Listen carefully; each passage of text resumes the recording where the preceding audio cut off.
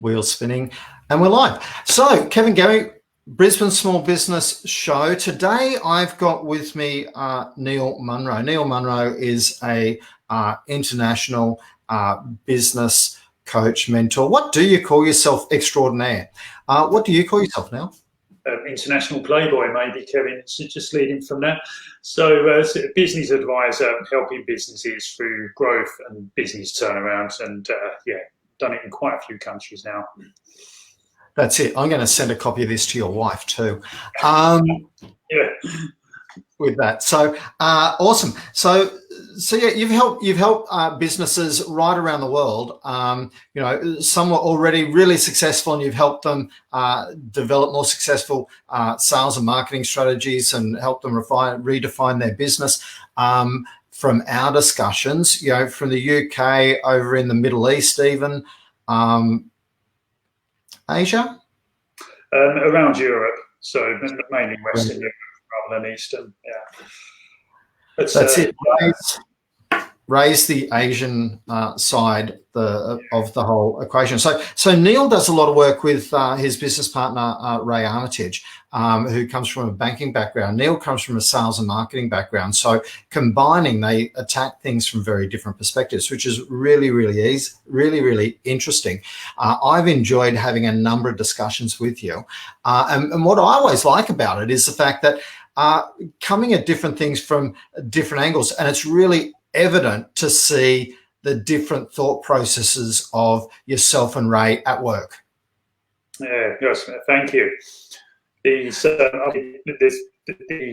big thing for me is whatever way I work with a business or whatever way I work with a client in any shape or form is to keep it in easy terms. It's very easy to fall into management speak, and consultants do it constantly. I've done it constantly in the past. People want simplicity, and the simplicity of advice, framework, coaching, whatever it is, to help get them results. It is, and I'm really excited now that Scomo's finally announced the fact that we're going to be allowed to, actually one day interact with human beings again. I'm so excited about that. I can't contain myself. But it's been a really interesting path to get where we are, but we're only really at the start of the journey out. Yeah, so Scomo's got his very well thought through process, which been marketed as stage 1, stage 2, stage 3, which is simple. I know that must have taken a bit of marketing genius, I reckon. It's Scotty from marketing. That must have taken all of his marketing skill to come up with those names. Oh, absolutely. But there's a good, strong methodology below that people can see. Okay, we can compartmentalize, let me get my words right there, that stage 1 equals this, stage 2 equals this, stage 3 equals this. It leads me on to what we do, Ray and I, and yourself, Kevin, and in the business world is stage 1, we keep it very simple. So determine. Let's call this the first D of the 3 stages. Determine where you are financially, determine where you want to go, determine what's getting in the way. And this can be very simple from, sometimes you can overcomplicate and say, let's look at your balance sheet and your P&L and your management accounts.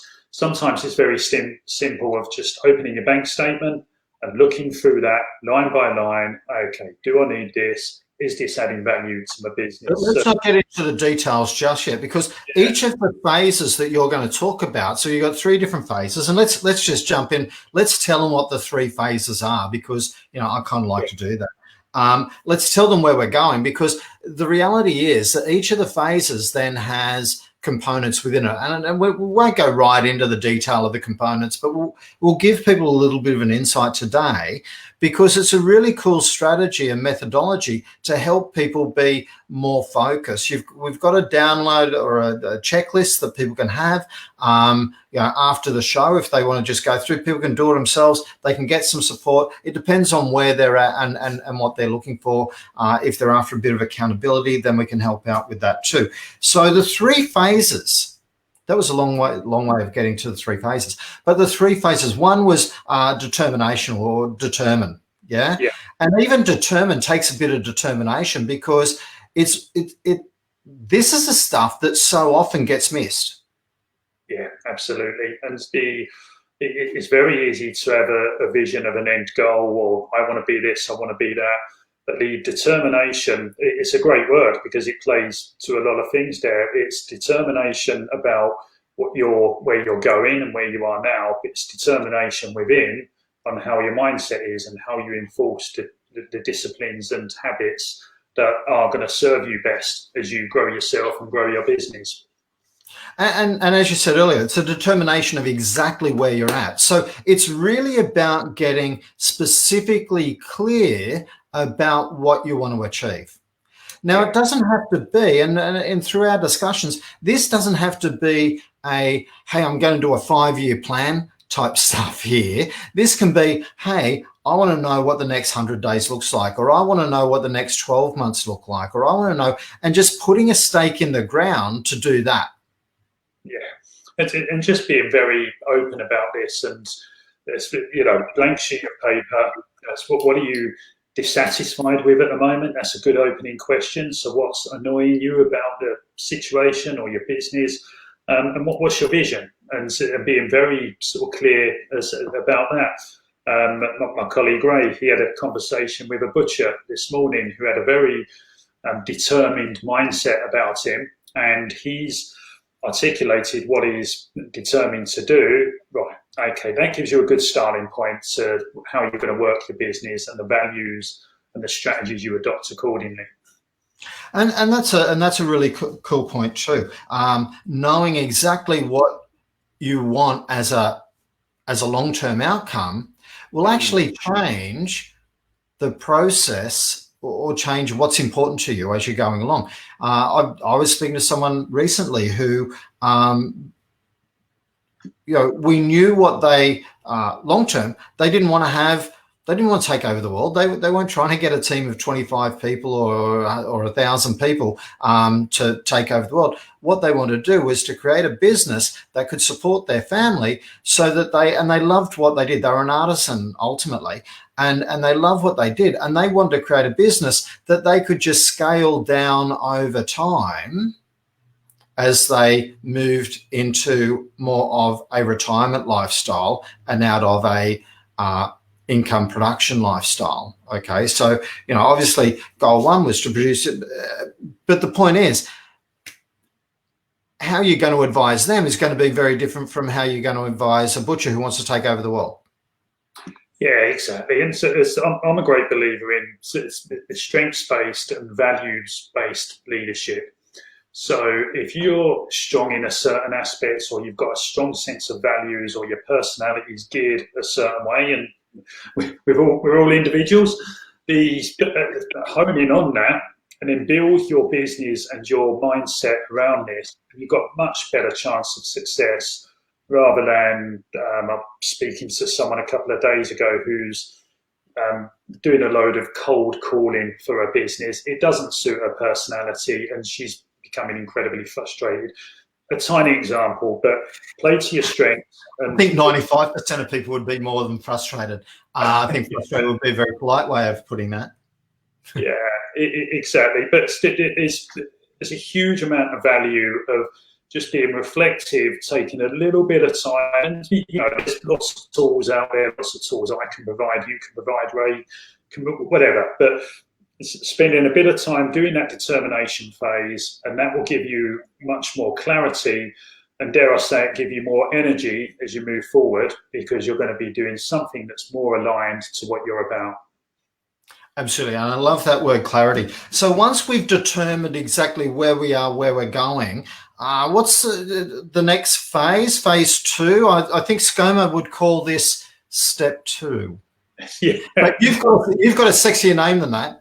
Oh, we've got even more. Well, it's a great word. It begins with D as well, and it's just about design. And I mean, look, this is like building a house. I mean, stage 1, determine foundations, architecture, plans, and so on. Design is, okay, right, what does this look like? What does my working week look like? What does the relationships I've got around me in terms of suppliers, customers, partners, whatever? what disciplines do I put in place to make sure that I'm building something that goes towards my overall vision. Fantastic. And with that design that you're talking about, it's really about setting in all the formwork and framework around things so that they support. It's actually building the infrastructure. That, I guess that would be the right word for it. So it's building the infrastructure that's going to support the structure that you're building.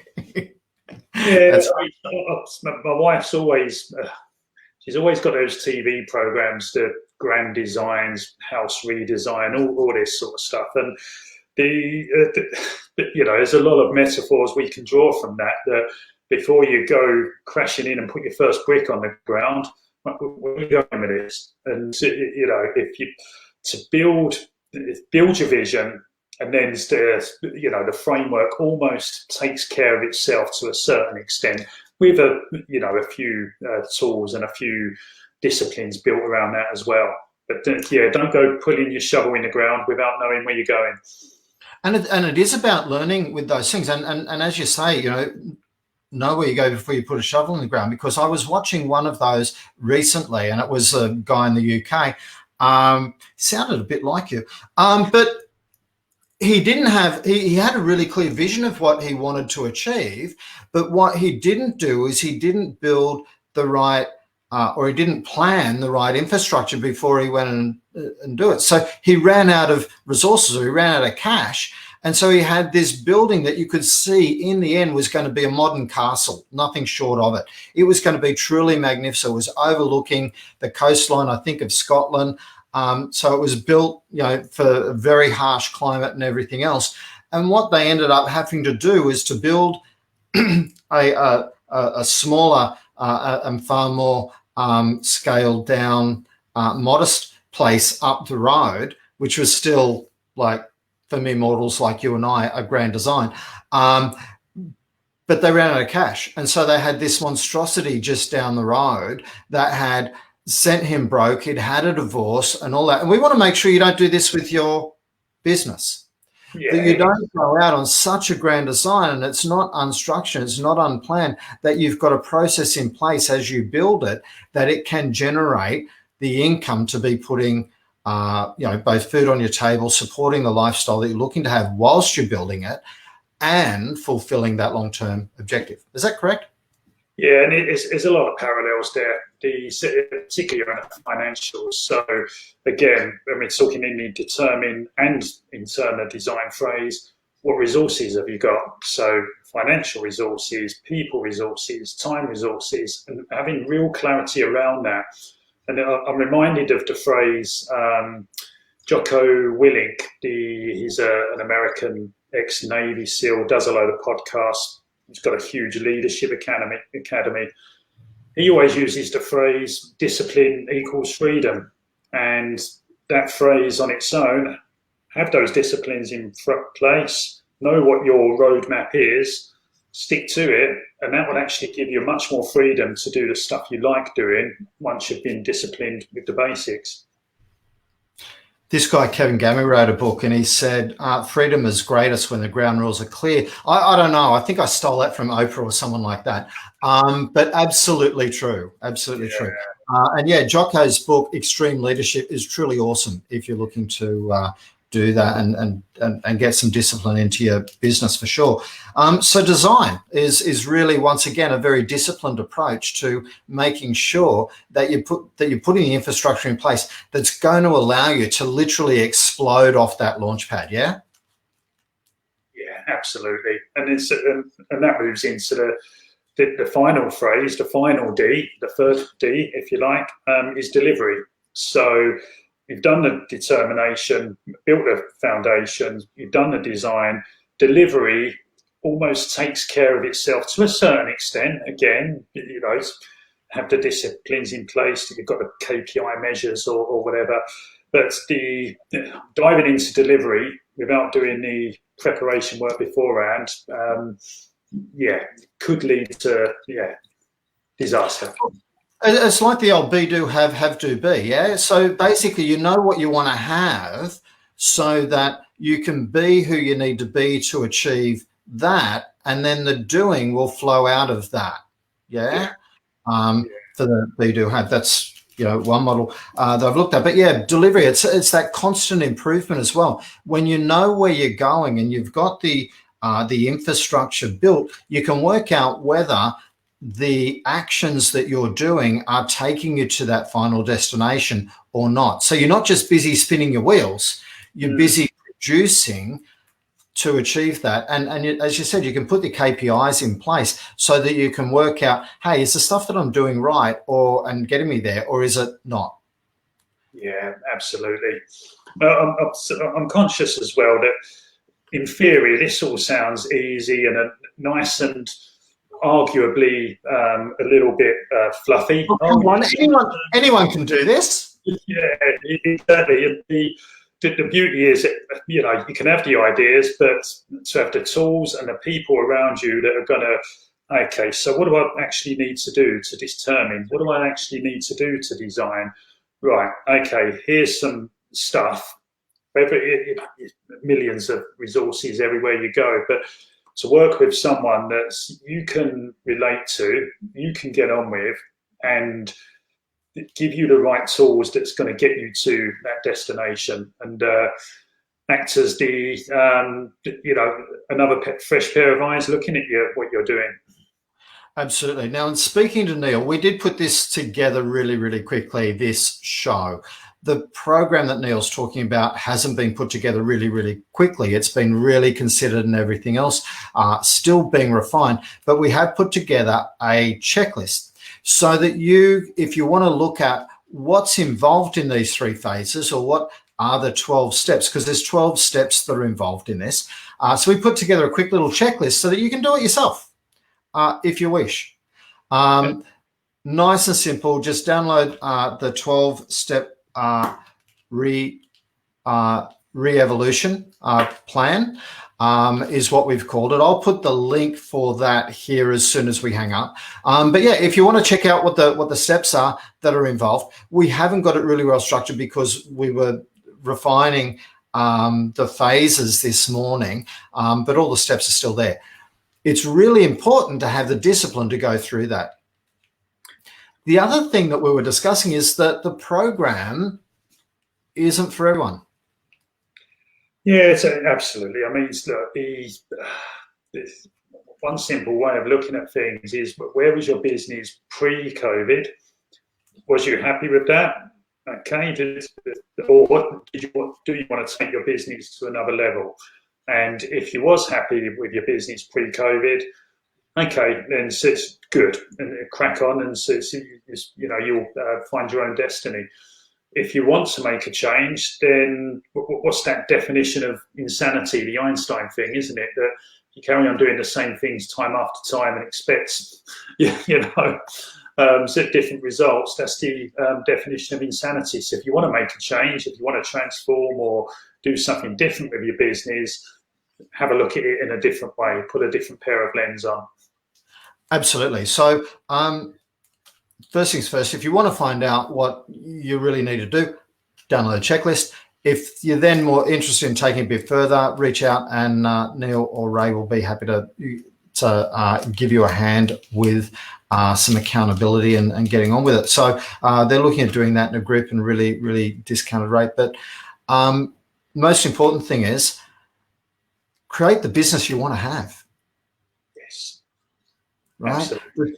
Determine what is the business that you want to have, and then go about building that, because that's my goal, is that members of Business Small Business can do business easily and effortlessly with each other, and in doing so can have wonderful lives, because at the end of the day, we're only here once. So according to the world that I know anyway.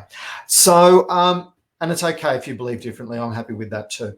So Neil, thanks very much for your time. We'll put the link into the 12-step recovery plan checklist or re-evolution checklist, and we'll catch up with you all soon.